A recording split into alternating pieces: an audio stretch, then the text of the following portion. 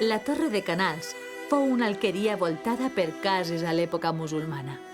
El Palau Cristià degué ser bastit al segle XIV i reformat pels Borja al segle XV, quan fou adquirida per Jofré de Borja, pare del futur papa Alexandre VI. Enfront del palau està l'oratori, encara en peu i millor conservat, on trobem la taula del judici final pintada pel mestre Borbotó a principis del segle XVI.